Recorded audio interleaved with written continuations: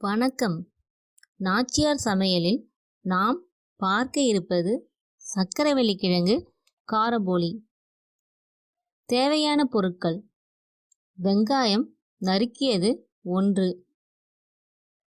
நறுக்கிய பச்சை மிளகாய் 2, நசுக்கிய இஞ்சி சிறியது, தேங்காய் துருவல் 4 டேபிள் ஸ்பூன், சர்க்கரைவள்ளி கிழங்கு 2, மிளகுத்தூள் 1/4 டீஸ்பூன், உப்பு தேவையான அளவு, சமையல் எண்ணெய் தேவையான அளவு, நெய் தேவையான அளவு, கோதுமை மாவு 1 கப்.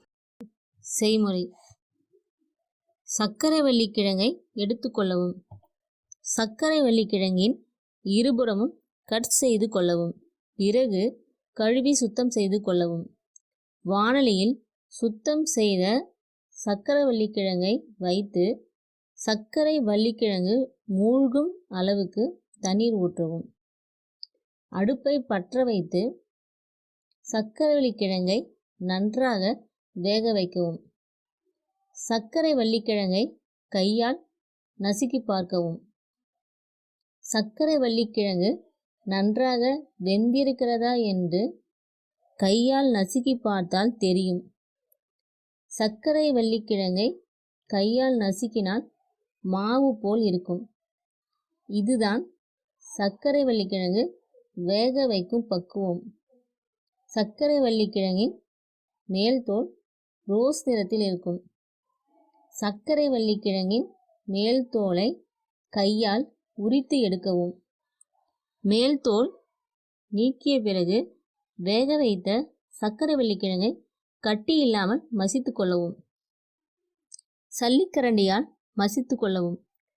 தேவைப்பட்டால் மிக்சியில் சர்க்கரை வள்ளிக்கிழங்கை போட்டு ஒரு சுற்று சுற்றி எடுத்துக்கொள்ளவும். மசித்த சர்க்கரை வள்ளிக்கிழங்கை ஒரு பாத்திரத்தில் எடுத்துக்கொள்ளவும். அடுப்பில் வாணலியில் சமையல் எண்ணெய் விட்டு நறுக்கிய வெங்காயத்தை போட்டு பொன்னிறமாக வதக்கவும்.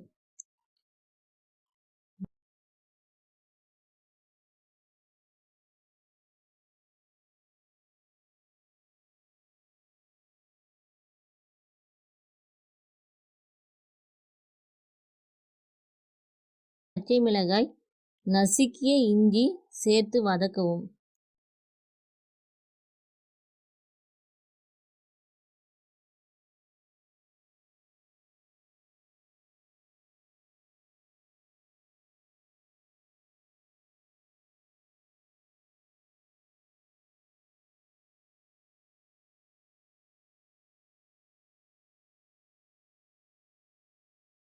வதக்கிய பின் 1/4 டீஸ்பூன் மிளகுத்தூள், 4 டேபிள் ஸ்பூன் தேங்காய் துருவல் சேர்த்து வதக்கவும். அடுப்பை அணைத்து விடவும். இதனுடன் மசித்த சர்க்கரை வள்ளிக்கிழங்கை சேர்த்து கட்டியில்லாமல் பிசையவும். இதனை சிறு உருண்டைகளாக பிடித்து கொள்ளவும்.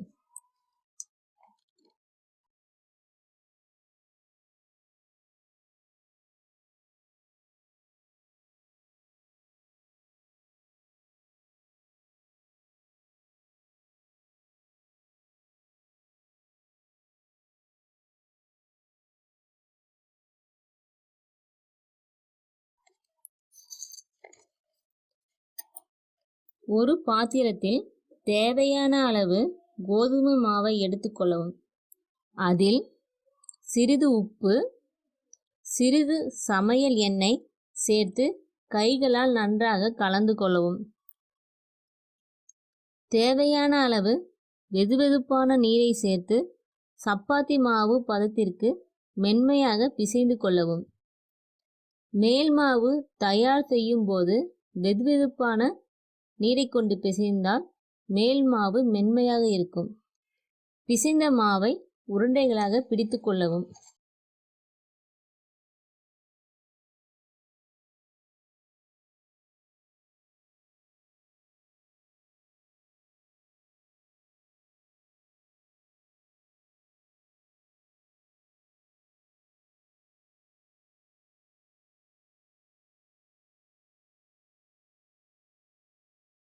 சப்பாத்தி கல்லின் மீது சிறிது கோதுமை மாவை தூவிக்கொள்ளவும்.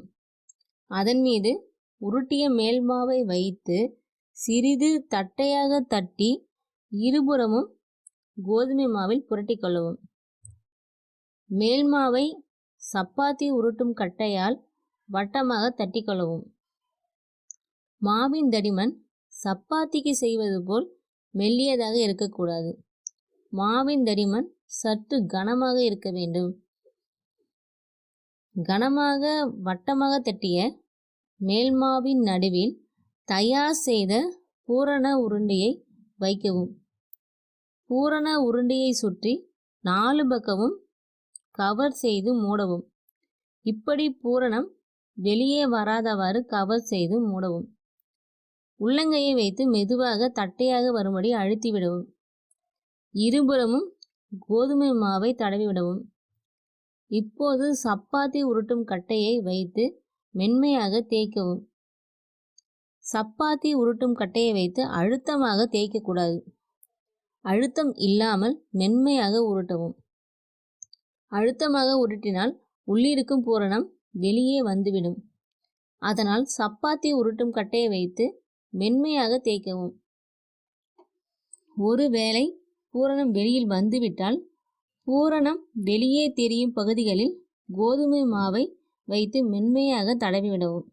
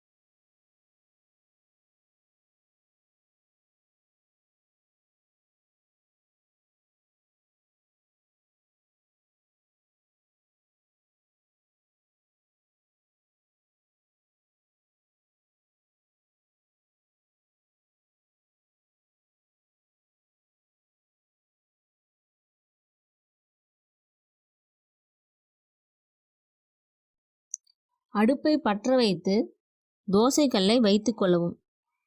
தோசைக்கல் சூடான பிறகு தயார் செய்து வைத்துள்ள சர்க்கரை வள்ளிக்கிழங்கு காரபோலியை தோசைக்கல்லின் மீது வைக்கவும். எண்ணெய் இப்போது ஊற்ற வேண்டாம். சிறிது பொன்னிறமான பின் போலியை திருப்பி போடவும். இப்போது போலியின் மீது நெய் ஊற்றி பரவலாக தடவிவிடவும். பிறகு போலியை சுற்றி நெய் ஊற்றவும். போலியை திருப்பி போட்டு மறுபக்கம் நெய் பரவலாக தடவிவிடவும். அடிக்கடி போலியை திருப்பி போட வேண்டாம். போலி பொன்னிறமாக மாறிய பின் மறுபக்கம் திருப்பி போடவும். போலியின் மறுபக்கமும் பொன்னிறமாக மாறும். இதுதான் போலியின் சரியான பக்குவம். போலியின் இருபக்கமும் பொன்னிறமாக மாறிய பின் வேறொரு பிளேட்டில் மாற்றவும். இப்போது சுவையான சர்க்கரை வள்ளிக்கிழங்கு காரபோலி தயார். தயார் செய்த சர்க்கரை வள்ளிக்கிழங்கு காரபோலியை மற்றொரு பிளேட்டை வைத்து மூடி வைக்கவும். அல்லது ஒருவேளை வீட்டில் ஹாட் பாக்ஸ் இருந்தால் சர்க்கரை வள்ளிக்கிழங்கு காரபோலியை ஹாட் பாக்ஸில் வைத்து தேவைப்படும் போது சூடாக சுவைக்கலாம்.